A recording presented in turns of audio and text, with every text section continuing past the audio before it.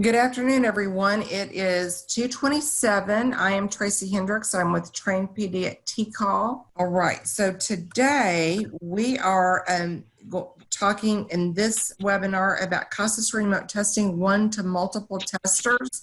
We're also going to show you some updates and a really neat video. Our presenters from the CASAS team are Linda Taylor, Jesse Despain, and I don't know, Jesse, I may have mutilated your name, I'm sorry, Laurel DeRoe. And then we've got our own Glenda Rose from Community Action and Karen Cook from Austin Community College. And helping me today is Robin Booth and Olga Escamilla and Liz Moya. Liz and Olga will be helping with the attendance wrangling, I call it. So they may be speaking to you privately in a chat, asking about your name. So if they send you a message, please respond. Anson Green, I haven't been able to check. Was Anson able to join us this time? I'm here. He's here. Okay, great. Anson, I'd like to, before we turn it over to the CASAS team, see if you'd like to say a few things. Thank you. Sure, not a problem. Thanks everybody for joining, and really thrilled to have everybody out here on a late Friday afternoon, mid-afternoon, and it's Friday, so thrilled to death about that. I want to thank Tracy and Liz, the TCall team, everybody that's behind the scenes helping out, just getting these things moving out for you guys, and your contributions to getting your PD credit and entering all the information in, just really solid. It's a great presentation. I just was on the one earlier this afternoon.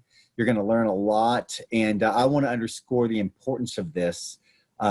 First off, you guys did an amazing job over the last few months. We have transitioned 71% of our students that we had in February made it through some portions of the lockdown and participated. So that was quite a good transformation and transition over to remote services. So pat yourself on the back there. It's you folks that did most of that work. And we're really proud of you and proud of Texas. We should be expecting to be in this climate for a while, I think. The science is against us, I think, in terms of schools opening up in the fall. I know a lot of you are in institutions that are already going remote for the fall. So things like remote testing are going to be the most important thing that we're going to have to really focus on. And so appreciate CASAS and TABE and BEST and everybody for stepping up with their own unique strategies for getting this accomplished. We have a policy letter coming out on this. It's going to be AEL letter 0320 if you read those things. It's not going to supplant any of the guidance you're going to hear today. It just complements it. But it does provide you some overarching feedback on remote testing and performance. So it's in final editing. I talked to the editors about an hour ago, and hopefully it'll be out next week to complement this work. Always communicate with us. If you have questions, if you're confused, you've got the TCall team, Tracy and Robin and others have been leading the assessment piece so strong for us. I'm always available. My team's always available. So onward to the summer. We hope you serve a lot of students this summer because a lot of people are becoming unemployed and they need adult education literacy services. So let's turn up the gas on that and get that remote testing going. So I'll turn it over to Linda. I want to thank Linda and the CASAS team, and then Linda and Rose and Karen Cook from Texas for that really on the street perspective of how to implement remote testing through CASAS. Thank you. Thanks, Anson. Linda, take it away. Linda Taylor from CASAS. Hello, everyone. Thank you so much, Anson and Tracy. Welcome to this session where we're going to focus on CASAS remote testing for multiple test takers. The agenda is like this. We're going to do some introductory remarks about remote testing with multiple test takers. Then I'm going to give you a quick update on what's new in terms of CASAS remote testing. Even this week, we put out new things. Then we're going to get into some of the details of delivering remote testing. We're going to start with a quick reference guide. Then we're going to show you a video we just released that is a demonstration of remote testing. And then we're going to show you also a nifty new code that we've put out to register stations remotely. And finally, we'll talk about some of the considerations when you go to implement this in your programs, where Glenda Rose and Karen Cook will share some of their experience as pilot sites, which we so much appreciate. So to begin with, I'm going to share this chart that those of you who took the course and the quiz should be familiar with. But just to refresh your memories, we have 4 approaches on the far left. The first one and the fourth one are only one-to-one, where the proctor and the student are the only ones involved. But the second and third ones are where you could do one-to-one, or you can have multiple test takers.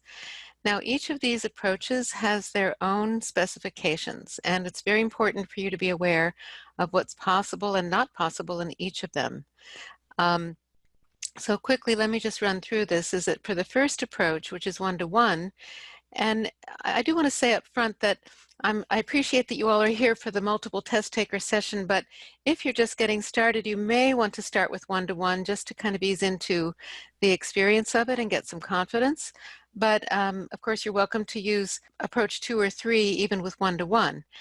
But this first one-to-one remote control is where the proctor has e-tests on the proctor's computer. They must have a Windows 10 PC. The test taker can use a variety of devices, which is one of the nice things about this approach. And in terms of the web conferencing platform, the screen sharing is one thing, but in addition to that, they need a feature called remote control, which is in Zoom, and that's the example that we give in our guidelines.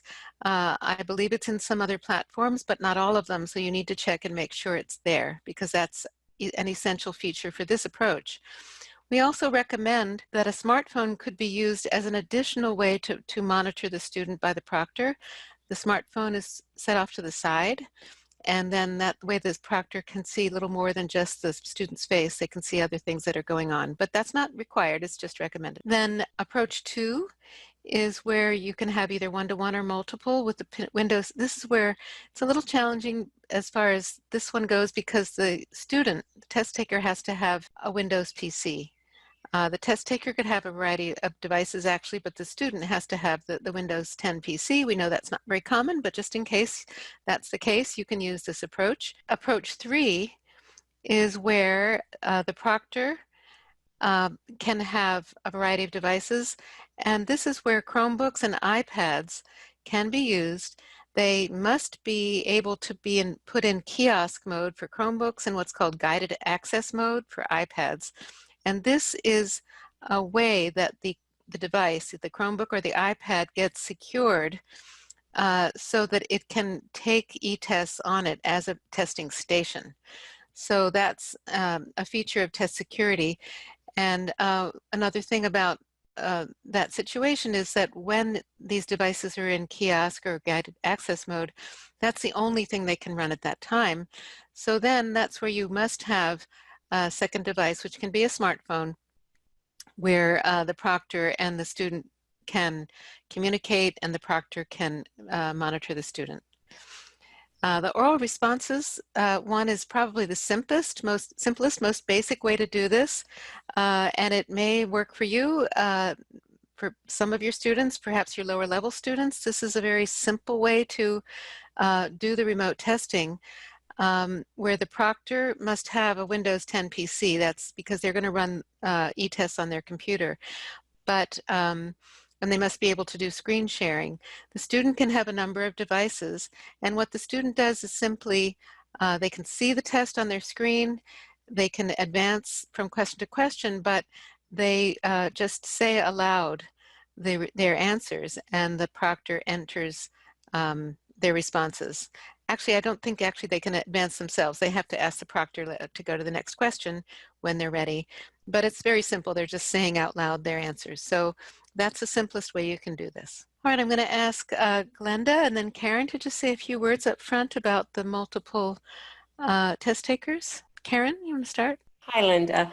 Yes, I wanted to say I'm Karen. I'm with Austin Community College, and when we knew we had to go to remote testing, for us, we test in the summer around 450 to 500 students for fall registration. So we knew that we need to do some type of testing that would be one to multiple testers in order to staff that and get as many as those students tested again as we could. We worked with Linda and her CASAS staff, field testing, and they were awesome to work with, gave us a lot of suggestions. We gave them a lot of suggestions of things that we would like, and they have a bunch of new guidelines out, and we're really happy with it and ready to start progress testing starting next week. We're going to do some more field testing with these new guidelines as well. Great, thanks. Glenda, anything you'd like to say to start out? So I work at Community Action Inc. of Central Texas, which is the 9 counties around Austin, and we're a smaller program. So we're not doing one to multiple. CASAS was a pilot program for us this year. There's not that many sites using it, so we didn't really opt for this. Not to say we won't in the future. All right. Okay. Now let's move into the CASAS remote testing update. So I hope you all already are familiar with our remote testing page, which is really our one-stop shop for everything about remote testing. And we're going to go there in just a sec, and I'm going to show you a new document that we've created that has all the latest updates, and it's kind of a release notes for all of our resources for remote testing. So this is a way that you can keep up to date with whether you've seen the latest or not. I just do want to mention that the requirement for you all in Texas is to do the Texas version of the Proctor remote testing training and get your certificate in order to do remote testing with CASAS. You'll see there is a CASAS version of this on our website, which is not the one you should do. All right, let me go to the CASAS website right now. I'm going to start at the CASAS homepage, and you can see on the right, there's a very large heading that says remote testing. If you click it, it takes you to this page.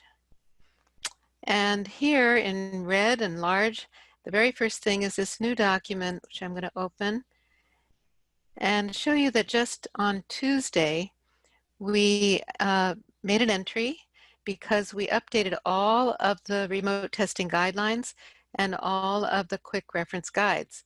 So in a minute, you'll see that they all have new version numbers. So if you had been to the page before June 2nd, you would you would know that you need to check and get the latest versions. Also, there's just a short summary of it. We're going to go over this in a minute about registering remote testing stations, remote test taker credentials, and in the guidelines we have a new Appendix A. I'll show you that in a minute, maybe. So you can see that we did put out some notes last Friday, and so this is just going to be a running record of our releases that you can see whether you're up to date on. We also have a new video that we're going to show later in this webinar. It's a demonstration of remote testing. This is the Proctor certification that you should ignore. We are having another national webinar next Thursday, the 11th of June. And so this is, we do post that on the CASAS website. So if you can make that, great. If you can't, you can see the recording. Now, in this first big box, we have some of the general types of information. One is this new process for registering testing stations remotely, and we're going to go over that in a minute. The summary chart, which is the same chart I just showed you, and that's here. You can download it. The Going Remote checklist, it hasn't changed actually since for about a couple weeks. And this is the steps, just like for going live with eTests. If you're new to CASAS eTests, we have a going live checklist for that. And so we made a comparable going remote checklist that once you're set up in eTests and you want to go remote, you can only go remote with CASAS with the with eTests.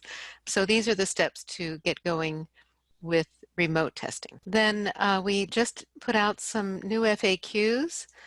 We bulked it up quite a bit. So if you hadn't seen it before, you'll see that now it's got six pages. Hi, And Linda. Can I interrupt just a second? Can you make your screen size bigger? People are not able to see very well. Sorry, there we go. So this is our FAQs version 2.0. And so it's got some general information. Sorry, I'm scrolling maybe too fast. So some general information about how to get started, some about the approaches, about the training. So all of these things are there. I'm not going to go through the whole thing, but you can see. All right, back to the remote testing page. And so for each of these different approaches, the one-to-one remote control, the multiple, etc., we have updated guidelines. You can see this is for the one-to-one remote control version 2.2. It used to be 2.1 and now it's 2.2. The ones we're focusing on today, and this is our approach 3 with Chromebooks and iPads, is up to version 2.0. And I'll just, and there's the quick reference guide for that goes along hand in hand with those guidelines is also there together with it. And I'll just show you that the guidelines are extremely important because they have detailed step-by-step instructions and they have scripts. There's a table of contents so you can easily find things. And we've added to various parts of it, we added about the new, some more things about the registering test stations. And then I just want to zoom down to the bottom where you can see, oh, actually there's the how to do if you're going to do remote test taker credentials. We'll tell you more about that in a minute. And then we have a new model email in here as something that might help you, which you can modify according to your needs, but it does list the kinds of things that you might want to send out to students who you're going to invite to do remote testing, to talk about which platform you're going to use, make sure they can have a place at home that's quiet, that they're going to have to be showing their ID, they're going to have to show the room, all these things, a speed test, just so they're aware of what's in store. And so this is, we had a different letter in there, and this we thought was a more of a sort of friendlier and more complete example of this. Okay, so now I'm going to go back to the PowerPoint. Now we're going to get into delivering remote testing. For the multiple test takers, as I mentioned, we have 2 approaches where you can do with multiple test takers or one-to-one. One is where the student has to have a PC, Windows 10 PC, or where the student can have a Chromebook or an iPad. Because what happens is we're registering their computer to give e-tests, to really deliver it. And so that's the minimum requirement there. They can't use a tablet or, and certainly not a smartphone. All right, so the remote testing guidelines that I just was showing you are extremely important with the detailed instructions. And now the quick reference guide. Karen, are you prepared to walk through this for the multiple test takers? I don't have it on my Here, laptop, but I okay. can walk through it if you pull it up. Sure, let me do that right now. I'm going to go back to the website. All right, we'll do the Chrome. One to multiple, yeah. Uh-huh. So this is it, quick reference for one to multiple. There we go. Okay, so I don't know how many you're totally new to CASA e-test. Hopefully you've done it before we went to remote, but you need to make sure that if you're using a Chromebook or an iPad that you've installed the app on it before. You have to schedule with your student a testing link and a date and time that you're going to be testing your students. The guidelines are on page 6 and they go into much more details, but for a lot of you, if you're preparing, this is a quick thing to review before you test to make sure you've done all these steps. They need to do the web conferencing meeting through the smartphone or a second device, not the Chromebook or iPad if they use it for testing. So if you're using a Chromebook or an iPad, I think Linda mentioned this already, that you need to have a cell phone for the video because a Chromebook and an iPad lock down the browser, so your platform won't be open. So you have to have a way to visually see them, and that's where you would set a second device like a phone to have the video. You meet with your link on Zoom. That's my preferred platform. And you have to make sure you secure that they're not able to change their name, which is opposite of what we're doing today. You can explain the remote testing guidelines, and that would be that they have to be on a Windows 10 if they're using a laptop. And that is important to state that, because sometimes even if you sent them a letter telling them that, they're going to come on an Apple device.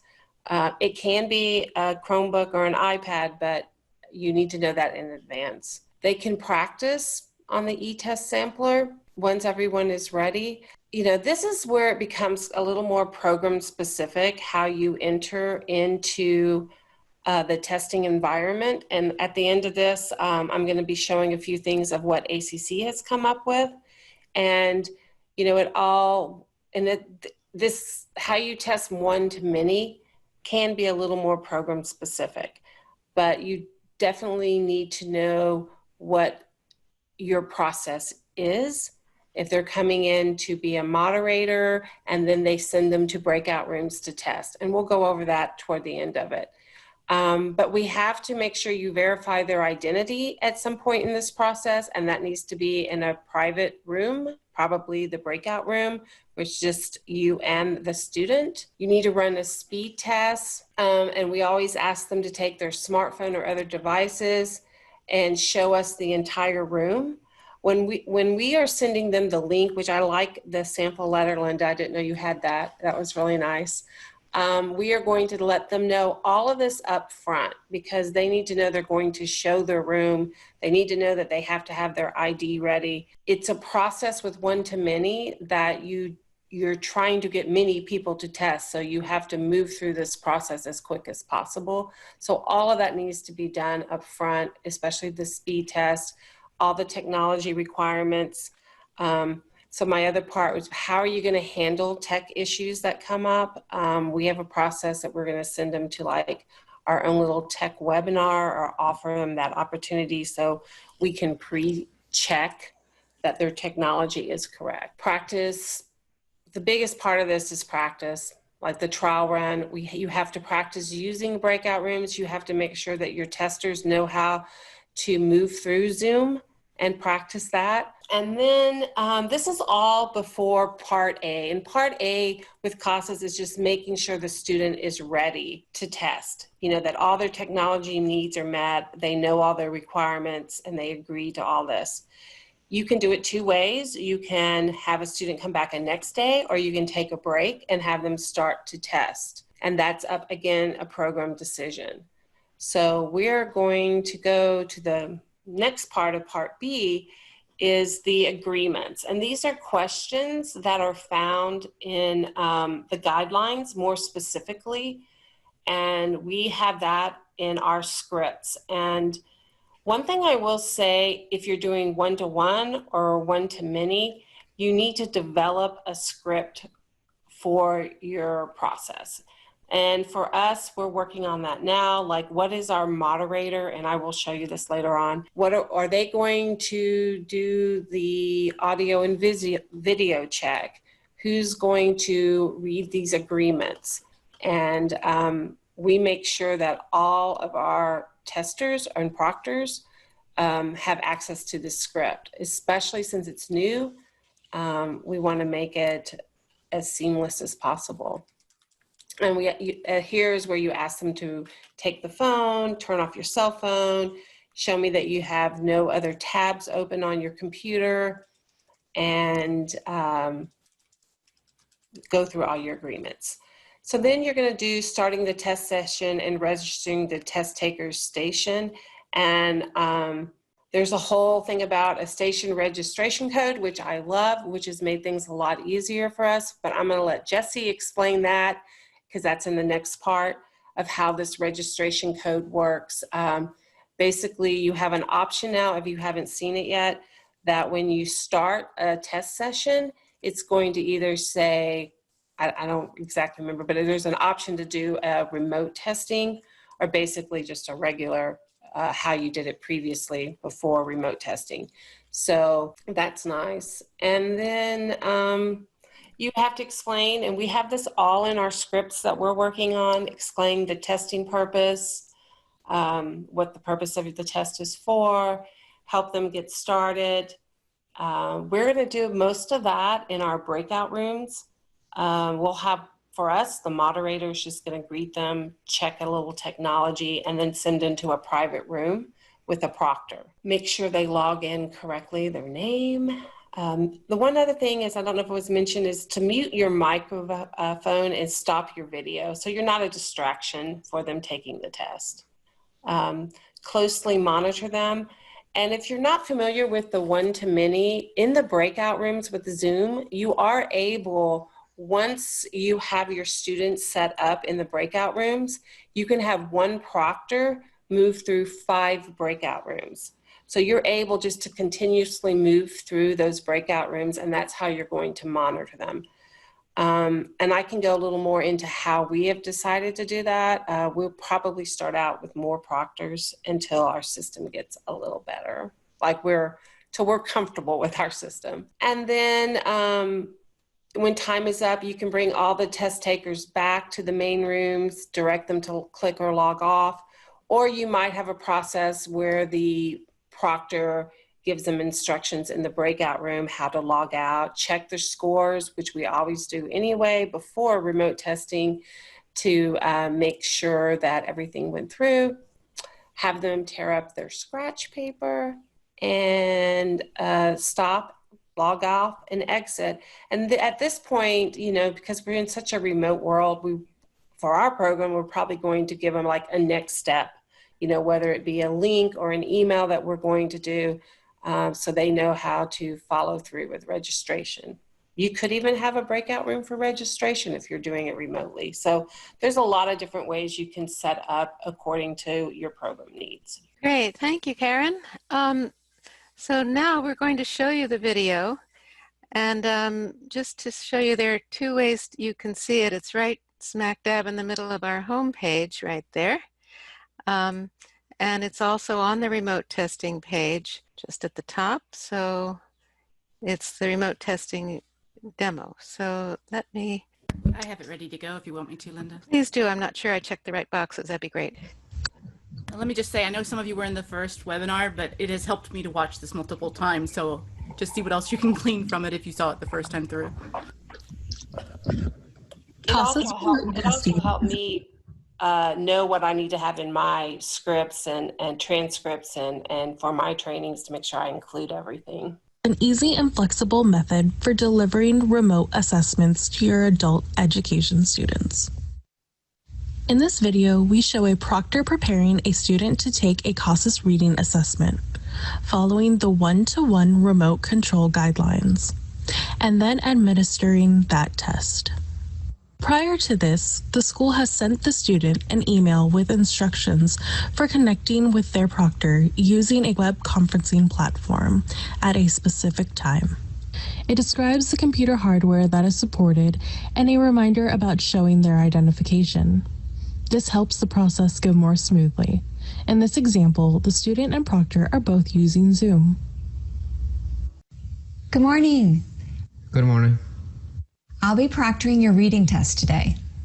First, let's make sure that your computer or tablet is ready. This should take about 5 minutes. Do you understand? Yes. After we finish that step, I'll start your assessment. I'll be online with you through the entire process and answer any questions you have. The test will be running on my computer, But you'll see the questions on your computer and type the answers. I'll be here to help, so don't worry. Do you understand? Yes. First, I need to check your ID. Can you please show it to me and say your name? My name is Ricardo Jimenez. Thanks, Ricardo. Next, let's check your internet connection. Please open a web browser. Got it? Okay, please type in this link. www.speedtest.net. And click Go. Is it running? Tell me the numbers when it's done, please. 52 download, 11.5 upload. Great, that will be fine. Now please close that browser. And next I'll need you to close any other applications that are open on your computer. But please be sure to leave Zoom running. Let me know when you're done. Got it. Let's do a quick screen share so I can confirm everything is closed and ready to test. I'll stop sharing my screen and you click on the green Zoom Share Screen button and select all. Okay, That's fine. You can stop sharing. Click the red Zoom Stop Sharing button. Last step before we get started. I need you to show me that your desktop has no papers and that there's no one else in the room with you while you take your test, okay? Please pick up your computer or your webcam And show me the whole room that you're in. Yeah, move it around so I can see all of it. Great, thank you. Let's try to use the remote control functions next. First, I'm going to share my screen with you. Can you see the eTest's login screen? Now you're going to make a temporary change in Zoom so you can use my computer. In the Zoom toolbar, do you see View Options? It might be up at the top. Yes, I can see it. Please click View Options and select Request Remote Control and confirm it. Try moving your mouse and clicking. This is how you'll answer questions on your test. Yes, that works. Would you like to practice answering a couple test questions using your mouse? If the student says yes, the proctor loads the eTest sampler. The student clicks through several questions to practice. If the student says no, then you may continue to the assessment. Okay, now your computer is ready. Before we start, I need to review the 5 rules with you. You need to answer yes or no to each question. Do you understand? Yes, understand it. First, you'll need to keep your webcam on during the test. I'll be watching while you take the test, and if you have a question for me, you can just wave your hand. But just know that the video will not be recorded. Do you understand? Yes. And then number 2, is anyone else in the room with you? For test security, you must be the only person in the room when you're testing. Okay, yeah, nobody else is here. Number 3, will you take the test by yourself? No helpers. Yes. Okay. Number 4, you cannot use notes, books, or your computer to find the answers. Do you agree? Yes. And finally, number 5, you cannot take a picture, copy, or share any test prompts, questions, or answers. Do you agree? Yes, I agree. Okay, we're done with the rules. Please turn off your cell phone. Can you show it to me so I can see that it's off?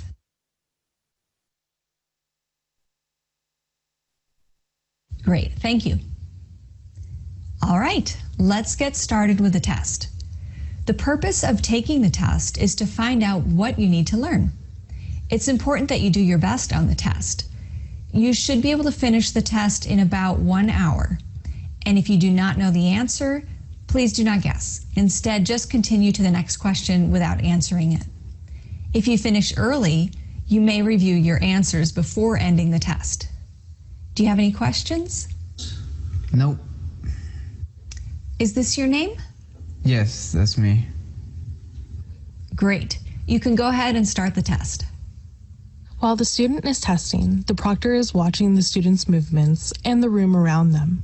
The student should stay seated and no one should enter the room. The proctor can see the student's progress answering the questions via the CASAS eTest session manager console. Okay, I'm done. Yes, I can see you're done with the test from my computer here as well. Great. So go ahead and click the log out button. Do you have any questions before we end our session today? Nope, I'm just glad I'm done.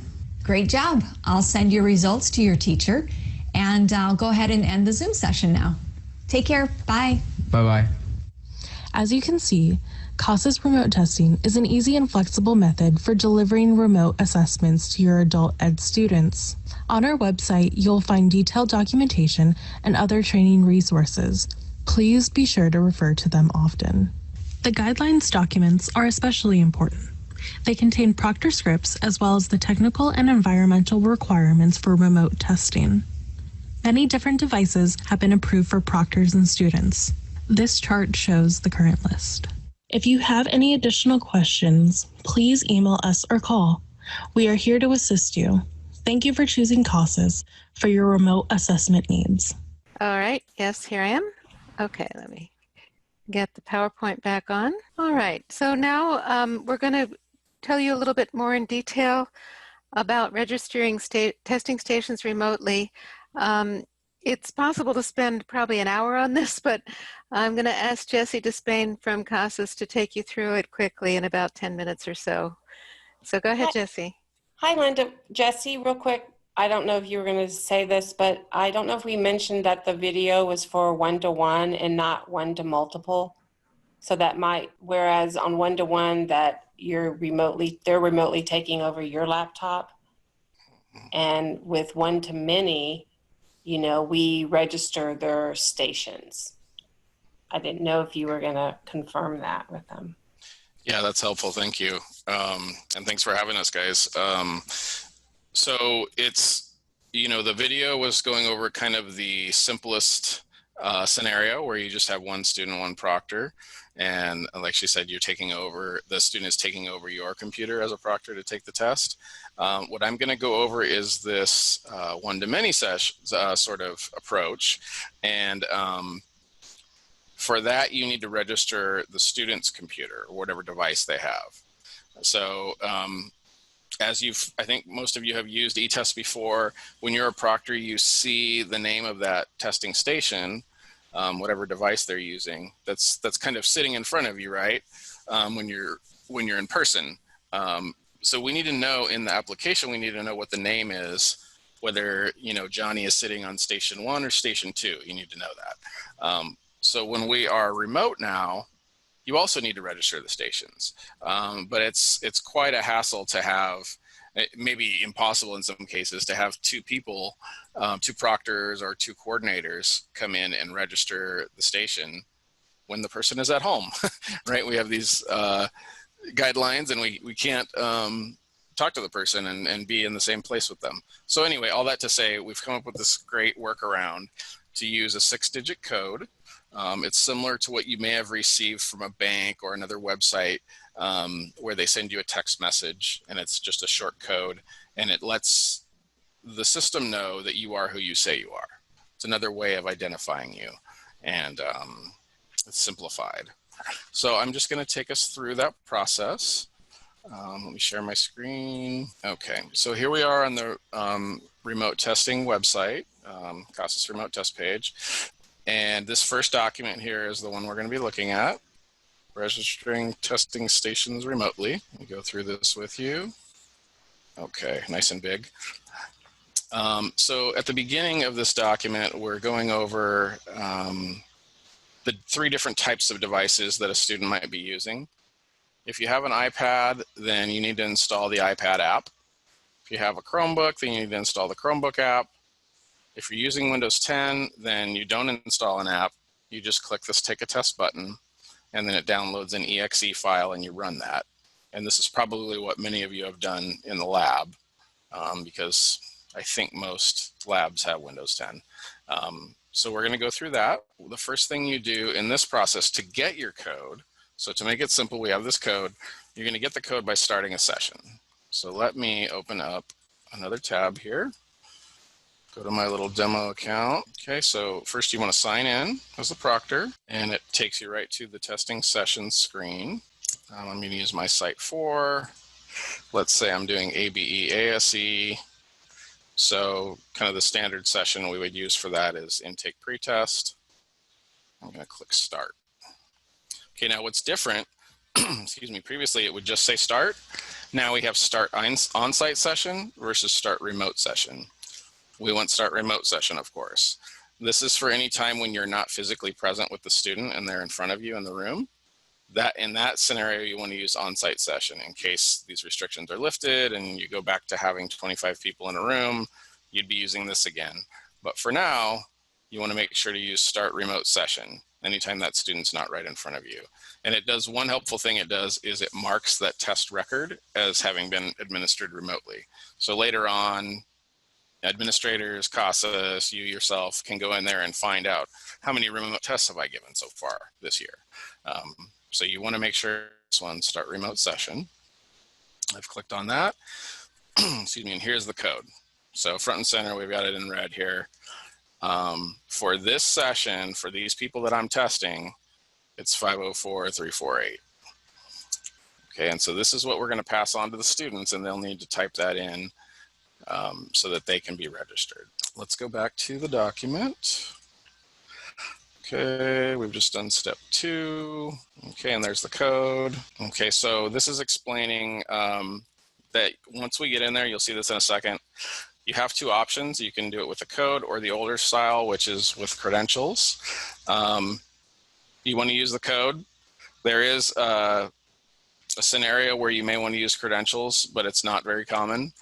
So it's still available. And if you run into problems with the code, you can use this credentials method, and that's covered in the guidelines. But we're just going to go through the code right now, and there are several advantages to that. Oh, and I'm sorry, Jesse, but just to chime in, Yep. that code always changes. Thank you, Laurel. That's true. So you have a unique code for every session. Everyone in that session is going to use the same code. I'm looking at some chat questions here. You can use, okay, so Ari asked if you can use your existing sessions. We actually recommend that. You could create new sessions. There is a scenario where you may want to do that is, let's assume you had 3 proctors testing from their own homes at the same time. In that case, you want to have a session for each person, because that proctor needs to be in control of his own sessions. The advantage of using your existing sessions, not only do you not have to do extra work, but you have no changes to your settings. So any of your standardization that you've set up, any of the data collection questions that are asked of the student, that all stays the same. So I would recommend doing it that way. We've tried being in more than one Zoom meeting. We're totally mostly, maybe Charles, you could clarify, because this doesn't necessarily have to do with multiple Zoom sessions. Oh, I see. Okay, Glenda covered it. Thank you, Glenda. Okay, so let's switch back. So we're going to go to this now. Imagine you are on the student's computer. So we've already retrieved that code. Now the student goes, we'll say Windows 10. I'm on Windows 10, so this is the way it works on all the platforms, but you know, I'm using Windows, so this is how that works. You're going to tell them to click on Take a Test. This little file downloads automatically. You run it. This is probably familiar to any of you who have done testing in the lab. Okay, so now it's asking for the code. And I'm going to have to do a little trick, unless Linda wrote it down like last time. I did. Beautiful. Here it is. Thank you. Go ahead and read it to me. 504348. Thank you, Linda. Okay, so there are some helpful things you could do. You could text the code to the student. You could copy it and paste it into the chat. Like Zoom has a chat. I think every platform has that. That way the student has it, has some reference. But the most straightforward way is just like Linda did right now, and just speak it out to everyone who's together in that main room, and they will all hear it and hopefully type it in correctly. And you can assist anyone who has difficulty individually. But in general, they should all type the code for your session, which would be different, as Laurel said. I'll now click on register. Okay, so success. I am now registered. You're going to tell them to click OK. Now, one thing that's nice is not only is my station now registered, you can see the name here. It's this random name. Not only is it registered, but I've automatically been added to the session. So let me switch back. Alt-tab here, since I'm in the secure browser. This one. Okay, back to my proctor screen. It hasn't refreshed yet, but if I click this, there's my session. So that's the huge advantage. Not only do you not have to give them credentials and go through all that typing and log in remotely yourself to register the station. It's a very smooth process. You just type in the number. It registers their computer with a somewhat of a random name. RTS stands for Remote Testing Station. But then it automatically adds them into the session. So what you'll end up with here is potentially 5 different devices all logged in, and you then as the proctor need to enable the test. So this is a little bit of a safeguard so people don't just rush ahead and start taking a test. Once you've got everyone in there and you're ready to begin testing, you can click it individually for each device, or you can do this, enable tests on all stations. And what the student sees on his end, let me get to that. So during this process, you want them to enter their ID. I'm just going to type a bunch of numbers. It'll ask who I am. Okay, and then once I click save, it's going to tell me, please wait for the proctor. That's because I haven't, as the proctor, I haven't enabled tests yet. So I'm forced to wait here. I don't get the test menu. I can't continue forward. And if I go back to the proctor screen, you will now see the student name.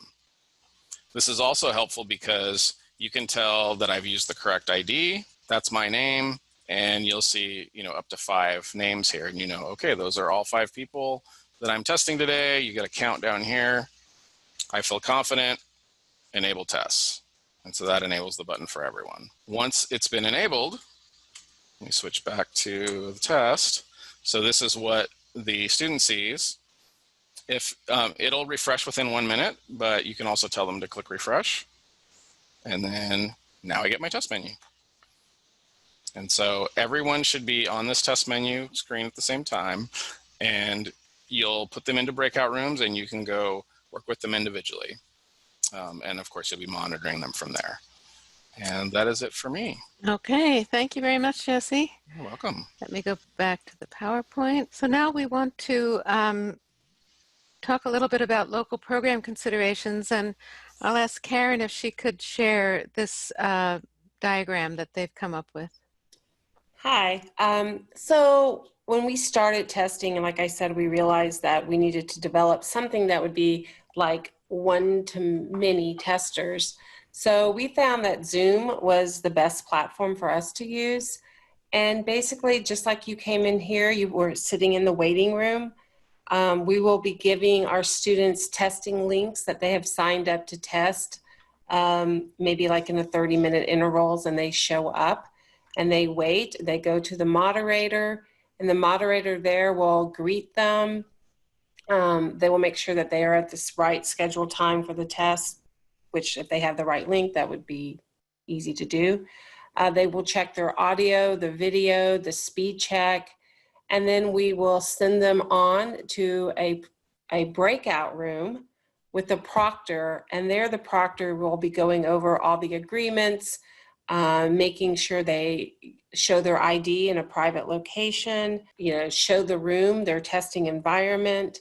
And this is where we will use the code that Jesse just explained to register their desktop or laptop or Chromebook, whatever the case might be, that we register, start the test. And then after that moderator has sent to the first breakout room, of course, they're going to call up the next student and and introduce themselves, send them to the next proctor. So it's a system where we will probably start out having 1 moderator and 2 to 3 proctors for 5 students. And that's just because we're learning our ways and learning our systems. And we want to make sure that the student isn't waiting a long time if there's no tech issues. If there is a tech issue, we have another breakout room that we can maybe put them to a tech support room to help them if they don't know how to share their screen, or if for some reason CASA isn't coming up, if they might have had an Apple and we didn't know it. So there's a lot of reasons we'll have a tech support room if it's a weak connection. So this is kind of how we are approaching, and we have done this. We're doing some more progress testing, and it's worked out good. It's going to be better now with the code that Jesse explained to you, because before we had to do a lot of remote takeover and there were a lot of security lockdowns on people's computers. So I'm really, really happy with this code way, and that is going to save us a lot of time. And if you show the next slide. So what were some things that we had to consider when we wanted to do 1 to multiple testers? And these are things that we realized we needed to consider once we started. Is first the platform. We like Zoom because it has the waiting room. It also has the ability to have video in the breakout rooms, and some other platforms that we found that are approved by our Austin Community College did not have video in the breakout rooms, which is very important because of course you have to watch as they're testing. We could have done the cell phone as a separate thing, but we wanted to do something that was a little more easy. We can still do the cell phone as an extra precaution, but Zoom provided that for us that had audio and visual. So, and actually it was one of the most friendly, student-friendly platforms. Then we needed to think about, we wanted to establish a moderator, someone who kind of, like we like to say, is like the classroom line controller that's moving students in and out of the breakout room, handling problems as they arise. And how many proctors do we need? I know it's 1 to 5 is what Linda has set as their guidelines, but for us, even starting out, we think we're going to use more, just because we don't want the students waiting as long, especially when we're registering them, their laptops, and getting them started. Even when we did face-to-face, we usually started out with more proctors.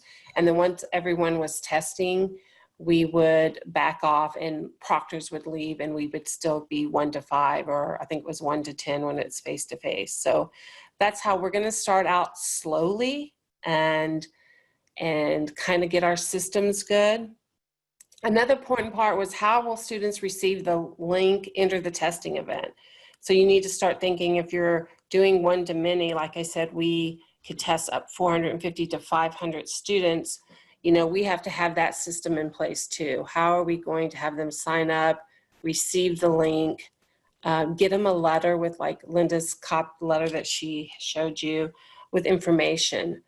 That's important too. We're thinking about doing a PowerPoint, or not a PowerPoint, a YouTube video, and sending that as well, kind of saying, hey, this is what to expect. How will you handle any tech issues that come up? Because when we first started this, now the process has gotten better, but we had to deal a lot with the remote taking over, or just if they don't have enough speed or bandwidth. How are you going to handle that, and how are you going to track that? You know, because we can't spend it. Sometimes we could spend 20 or 30 minutes, and although you want to really help your students, if you have more, if you're trying to do multiple, you have to somewhat move them through the system. So we developed we are going to send them to maybe a breakout room with someone in a tech room that could help them. And then maybe we could test them that same day. If not, we're going to mark them on a shared Google Drive and contact them later. We're thinking about offering our own tech webinars that they can go to if they have any questions. Another important thing was developing scripts for both the moderators and proctors. We talked about that a lot in the previous webinar, but it's real important, especially when you're starting out, that you are training your testers and proctors. We do this training here, which is awesome because we're going to learn everything about CASAS and what they have to offer, but you also have to train them on your processes, especially if you're doing 1 to many. And that is, you know, for us, we're going to be training probably upwards to 40 of our instructors to help with this process. So that's a big role for us. And clearly state the roles of the moderator and proctor. So what is the moderator again? Again, that's having those scripts and really thinking this through and practicing it. And then again, I said, develop the trainings and practice with your staff. Practice is going to be the big thing. And we are doing that with progress testing coming up. So there's just a lot of things as you start, and each program is different, and how you deal with that. It's just a lot of thought into it to do 1 to multiple. And be prepared to do 1 to 1, because I think there will be some students that they will have to remote take over our computer as well, because they don't have the tech requirements. Yeah, sorry, there I am. Just wanted to mention one thing, that this idea of a moderator and different proctors in different rooms is, we think, a really wonderful way to do it. But if you're small and you don't have as much staff, or you just prefer, it's also possible to make this a very simple setup where you have the proctor working with multiple students and without a moderator. And so there could be a proctor who You can put students, you can have them all together, then you can individually take them out into breakout rooms, bring them back, check their ID, bring them back, then you can put them back in breakout rooms. Anyway, you can have, then go from breakout room to breakout room. Even just one proctor can do that. So it is possible with one proctor and multiple students as well. Yeah, and there is a lot of ways you could do this. Even if you were doing 1-to-1 and you wanted just to set up, like, we're going to test 8 to 12, and whoever shows up, you could have 2 people show up during that time and have 2 proctors and do 1-to-1. So again, it's very program specific. And like I said, we're still tweaking as we go along. And I think we're cautiously starting out slow because we want to see how this is going to work, if there's anything we need to change before we go and test like 10 people to one testing link, showing up with 2 proctors and 10 students. That's going to be a challenge, but I think we'll get there. I think we're going to be training everyone. And it's going to be more, technology issues. We all face that, it varies with each student what that challenge could be. Okay, so we have a good question in the chat pod. Do moderators have to have any CASAS certification? We're hoping all of our moderators, because it makes them more flexible, but they don't. If they're just checking them in and checking their audio and video, you could just, Linda could answer this too, but you could just send them to the proctor who is only CASA certified. And that person could just be kind of like controlling the line, basically, virtually, the moderator, and all of that. And actually in our script, most of the proctor duties will fall on the CASA. Proctor duties will be in the breakout rooms with the proctor. Our moderator, I think, is just going to check them in, check the audio, video, do a speed test, see if there's any tech problems, and then just send them to the proctor.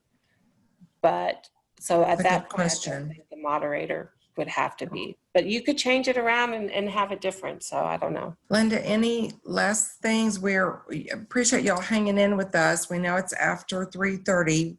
There's just so much information. Any last things you want to say, Linda, Karen? Y'all, this has been great. I've watched it the second time and have learned even more. It was, yes, so much to know.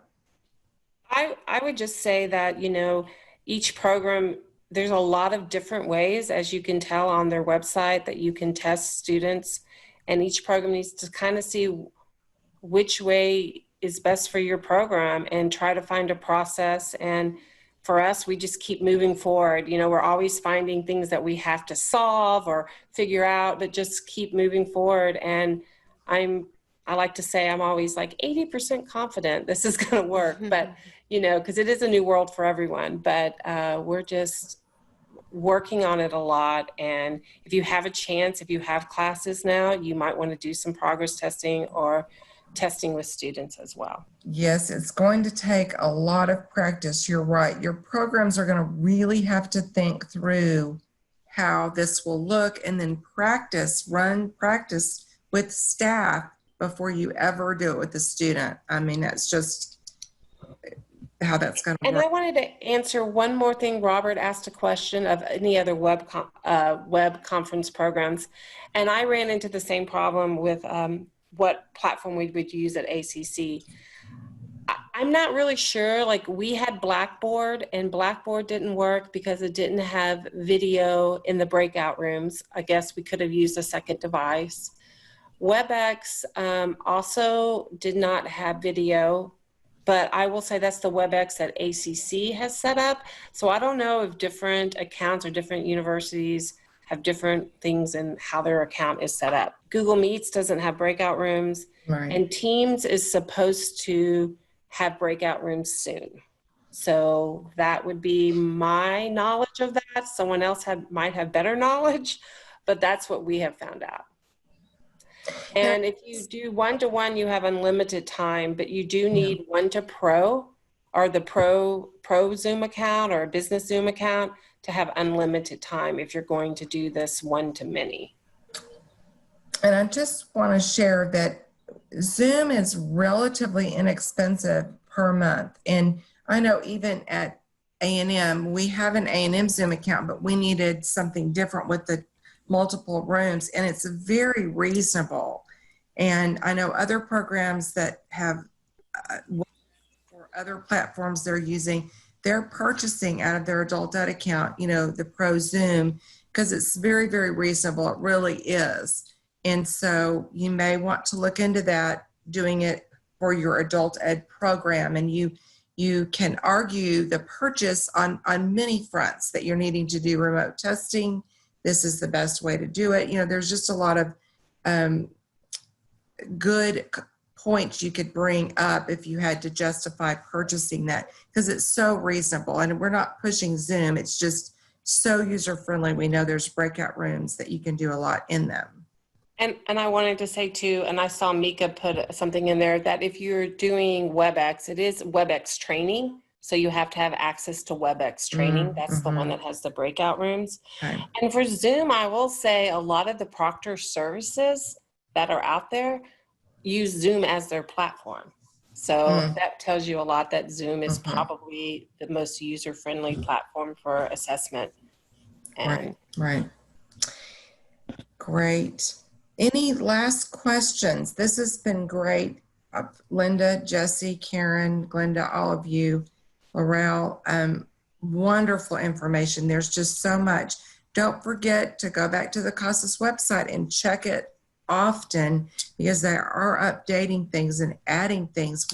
Even from the time we had the planning meeting for this webinar, they've added the video and the quick reference guides and the step-by-step process. And we would have made these longer. We would have needed to make these webinars longer.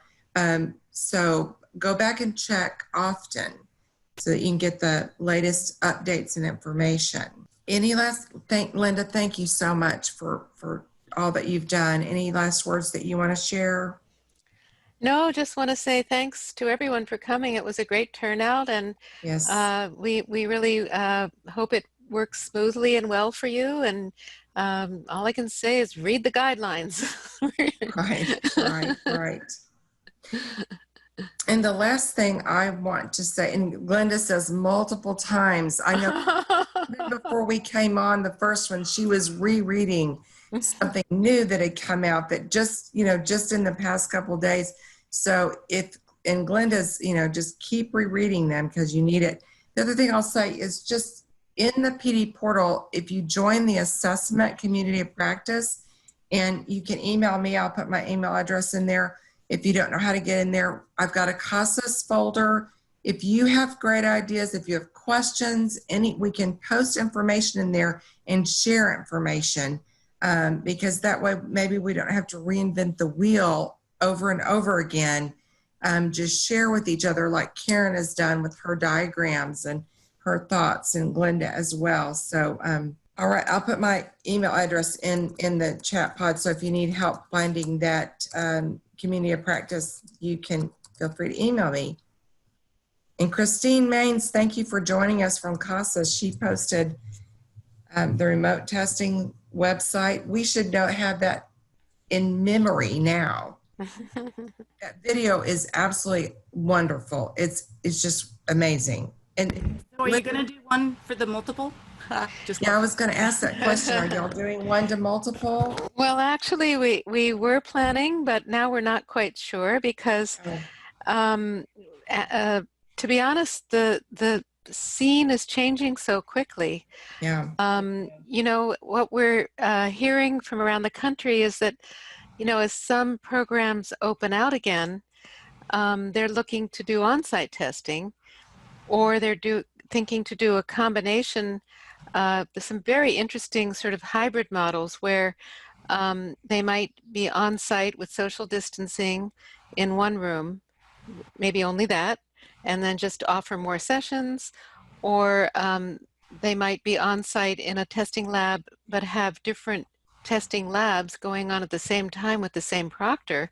So some of the test takers are face-to-face, but others of them are remote in another room on site. Or maybe the proctor is at the on-site lab with some students, and there are also some students taking it from home. So and we are also looking at, believe it or not, some additional solutions that might involve embedding the video in eTests, or somehow working out embedding a platform within eTests, which could really streamline it even more. So, and if we can do that quickly, we don't want to make a video that's going to be outdated in a month or two. So Yeah. that's where we are with that. We were just about to do it, and we're holding back at the moment. But we are thinking actually to make a video. Someone mentioned it. I can't remember. Sorry if it was this webinar or the last one. Maybe Karen, you mentioned something, although of course a student could watch the video we saw, but we're thinking of making an even shorter one that would be just a little, like 2-3 minute one that students could see to give them a general idea of what they're going to experience. That'd be great. And that's what we're going to try to do in our YouTube video that we're sending them. When we send them the link to the testing event, we want to send like all the tech requirements, like they have to show the room, their ID, and attach it, have a YouTube video, just kind of give a personal touch to it as well. And we're hoping we can continue. I mean, I know we're hoping we can get back into the classrooms and testing, but I do see a need for, in our program, we would like to do remote testing as well, even when things get back to somewhat normal. For some situations, we have Saturday late nights. It's easier to test remote. Yeah, I think there's a lot of ways. I mean, it could be for students that leave without post-testing. You might talk them into taking it remotely. Yeah, no, we will definitely have need for it. If we're still, able to use it, we will be using it.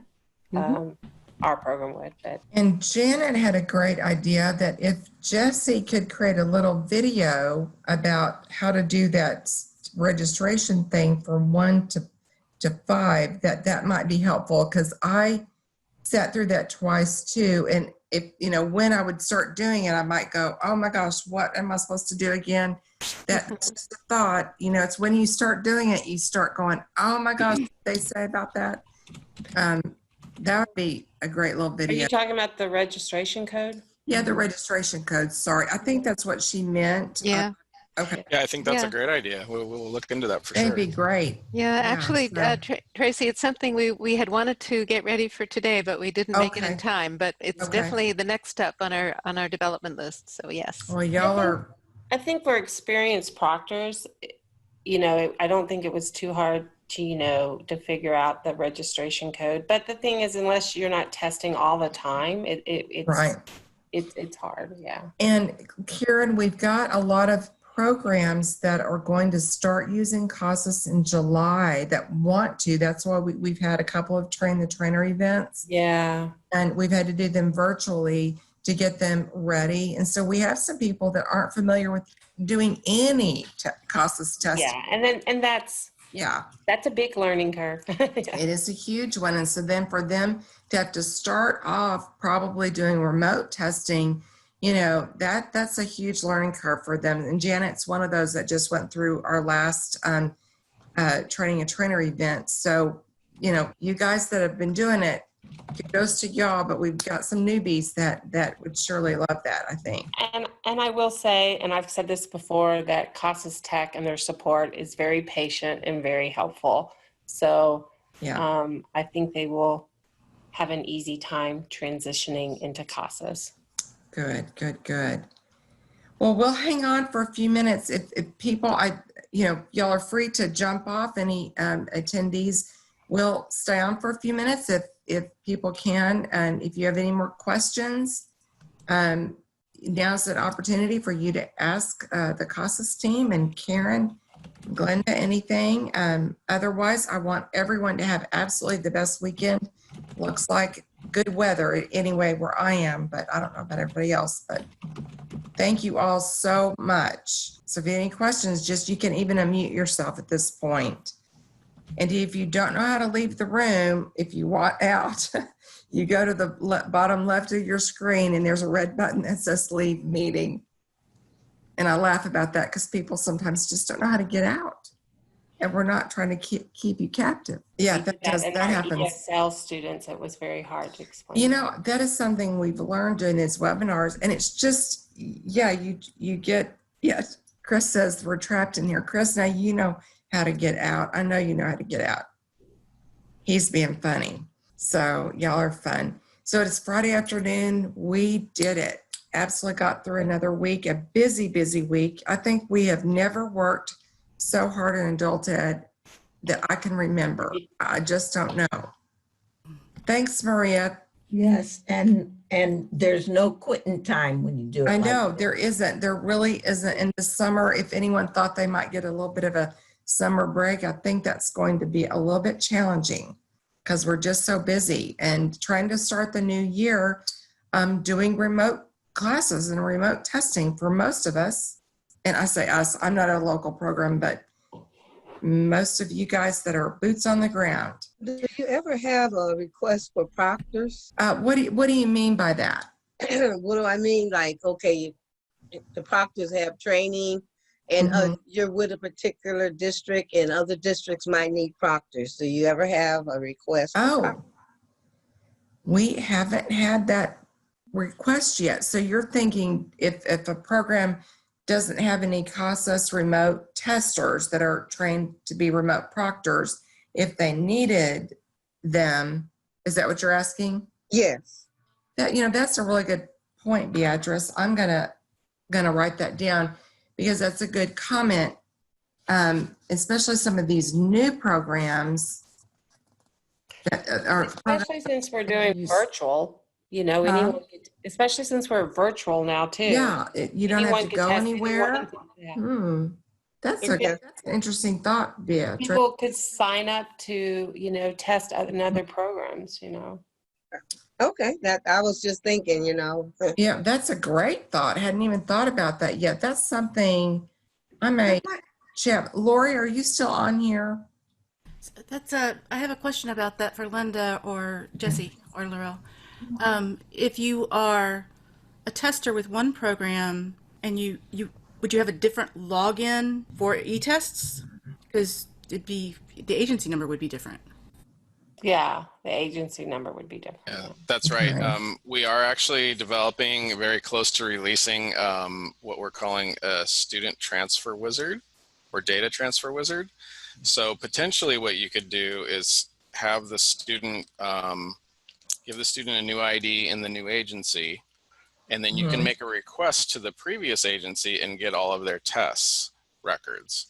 So that the biggest thing that helps with is to know what post test to give them, so you don't have to start over from scratch. So that's coming, but yes, the way that it works is you are a completely separate container with a different agency ID. That student doesn't exist outside of your container, so you give them a new ID. That'd be really good for you and me, Karen, because we end up double testing students all the time between community. I know, I was thinking the same thing. It's like, because it doesn't track that, yeah. Also a common request for workforce programs. That's what yeah, and workforce for us, because they're always asking for our records if they go into workforce. Yeah. Actually, I think, if I'm not mistaken, Jesse, that may have been released and we're looking for pilot sites. So if you guys want to try it out, right? I think you're right, actually, yes. That data transfer wizard, it's in eTest now. So if you want to check it out. Yeah, it's like there, but not formally advertised. But yeah, we are looking for pilots. That is true. Well, I'll talk, you know, I mean, we're pretty busy right now, but you don't say. But as we get more into, you know, we work a lot with workforce, and I'm sure Community Action does too, that maybe that would be something we can pilot in a couple of months for you. Yep. Be great. So I have another question.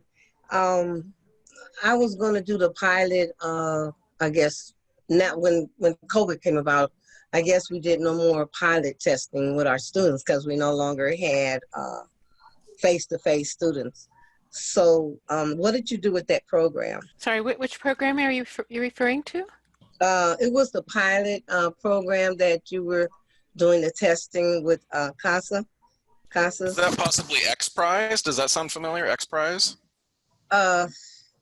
I don't know. It was the new one that was coming out. I can't remember.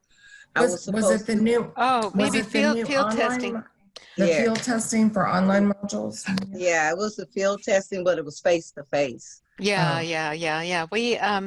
Well, look, that we do have one program, I think even there in Texas, that's new to CASAS, but they want to try it with field testing. So we're open to that. We have a lot of field testing that needs to be done, but we don't have anybody that we know of who's interested in doing it right now. But if any of you are in programs that would like to do field testing, we would be very open to. It'd have to be remote, I presume, or if you're face to face, whatever you know. But yes, let us know. Let me know. Okay. Well, I don't have any students now, so Right, that's the thing. yeah. Yeah. Yeah, I had 30 students face to face, but at this point now I don't have any. So anyway, I was just curious if how you were doing that, if you were still. Well, yeah, we'd like to be doing it, but we don't have any. Like most people are like you, either they don't have students or they do, but they're struggling to do remote testing of their pre and post tests, and it's difficult to add on field testing. So Yeah. mhm. Okay. Thank you. Thanks, Beatrice. And what program are you with? DCCD. Okay. El I'll Centro. look that up. And so are you at one of the satellite campuses or you're at the main, like Well, I was at Mountain View, El Centro? yeah, no, I was with the Catholic Charities. Okay. I was offsite. It was an ESL program through El Centro. El Centro. Okay. That's what I was wondering. Okay. Yeah. Now, you brought up a really good point, and I work with the PD specialists that work with all the programs in the state, and I may mention what you said to the other PD specialists, that if a program, doesn't have any remote proctors, okay, and that could go for the other assessments as well, but that might be something we need to look into. So yeah. Okay, I appreciate it. That's a good question. Thank you. Love it. All right. Thinking outside the box. That's what we do really well in adult ed. Tracy, this was also brought up, but not in terms of proctoring, but as in terms of testing if a program doesn't have an online format because they don't currently own it. And it was brought up in, I don't know which webinar in the past, and TWC was considering like something of offering that where programs can reach out to other programs so that their students could be tested. Just that I'd share. Okay. So if the program doesn't have like, I guess I'm not following what you're saying. If they don't, yes, if let's say they don't own CASAS and then they reach out to community action, and I don't know what kind of arrangement they would make, but so they could have their students tested. That could get sticky, huh? But you could do it if they're, you can do anything for a little bit of money. There'd have to be some kind of agreement. Yeah, that brings up a whole nother thing. Okay. All right. Good point, Liz. All right, y'all. Okay, it is almost 4:00, and some people, my understanding is some people like to hang on to hear the after talk. So we've had quite a lot of it this time. If there's any, and Chris says we do. I know you learn a lot, right, Chris? Is there any other questions from anybody? Because I'm probably going to shut the room down. So I have a deadline this afternoon to turn these web PowerPoints, and we have quiz questions for people who didn't see the live one. If you're on here live, you don't have to pass a quiz. But for anyone who missed it, we've got to get this into post-production, and they start working right away. Thank you, Joseph. You're welcome. Joe was one who I believe went to the CASAS website and took the course, but he had a certificate, so we didn't make him retake the course in the PD portal. So, okay. All right, Linda, Jesse, Jane, Laurel, thank you all so much from CASAS, and y'all are just a wealth of information. There's just so much information. And I do hope people read and read and read. And Glenda and Karen, y'all are just the boots on the ground expertise y'all have, and thoughts and things to consider is always so helpful. Yeah, I want to say thank you, especially to Glenda and Karen, because I think it really brought the the webinar to life, to have real examples and real experience. I really appreciate that. Yeah, I agree. Yeah, we're anxious to get started, you know, hoping all of it, you know, works well for us. Sorry, Karen, I was like anxious to get started. No, I'm not. I know we have to. Anxious is the word. I'm a little apprehensive because, you know, it's scary. It's new. It's a little scary. That's what I would think. Yeah. Learning curve is a little steep. Yeah. Learning curves are. The learning curve is steep, and for us, it's just like when we open up our app for our HSC, like August or July 13th, I have to already have these testing links set up so people can sign up. It's just the way our system is. So I was like saying, you know, once those links are out there, I can't go back. Like it has to work, you know? So, and I have to put a lot of thought into how many students I think I can test an hour, and there's math involved in that now, you know, but but that's why we're going to start slowly and then just build up. And fortunately for us, a lot of people in HSC or other programs, they'll sign up late and last minute, and it gives us time to work things out probably. Okay. But I love the code, the registration code. I love. Great. All right, y'all. I think I'm gonna close the meeting out. I think everyone's had a chance to hang on, but I think we're good. Y'all have a great weekend. Thank you all. Thanks, Tracy. Everyone have a good weekend. You.